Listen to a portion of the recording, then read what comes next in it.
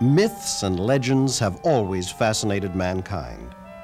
They are, first of all, good stories.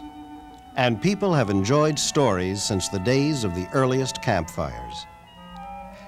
But these are stories of a special kind. Stories that try to explain things, how the universe works, and what role man plays in it. Sometimes they are direct and straightforward, like the labors of the mighty Hercules. Sometimes they are strange and mysterious. They deal, though, with matters so basic to humanity that they continue to strike a chord in us, no matter how strange and foreign they may seem. So ancient myths created by primitive hunters and farmers can still touch city dwellers in the 20th century. The surroundings may be different, but the inner feelings are the same. And we reuse these old myths in our own way, or else create modern parallels to them in our art, our literature, and our music. Amid the wide range of mythology and legend, one kind stands out: the stories built around the basic stages of human life: birth and childhood, maturity, old age and death. And often these stories link the cycle of man's life to the cycle of nature and its changing seasons from spring to winter. Myths of creation almost universally show this spiritual link between man and nature. They reveal creation as a process of bringing order out of confusion or chaos.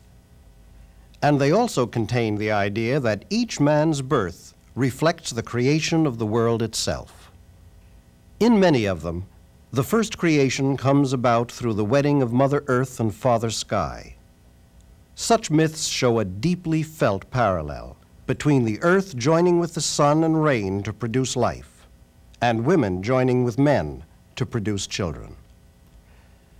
A ceremonial poem of the Navajo Indians expresses this parallel. Now the Mother Earth and the Father Sky, meeting, joining one another, always together. And the night of darkness and the dawn of light, meeting, joining one another, always together.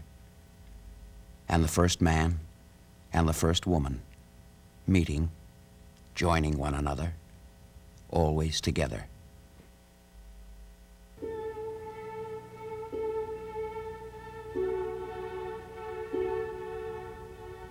People all over the world have also invented stories of the earliest years of mankind.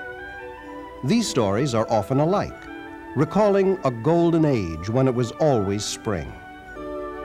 The version we know best comes from ancient Greece.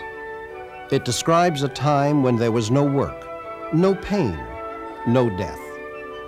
And Pan, the friendly god who was half man, half goat, made everyone dance with his pipe. Why is this myth so common?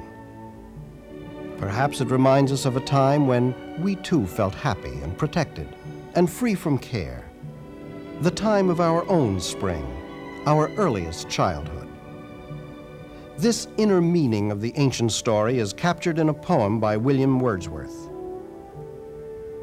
There was a time when meadow, grove, and stream, the earth and every common sight, to me did seem apparelled in celestial light, the glory and the freshness of a dream.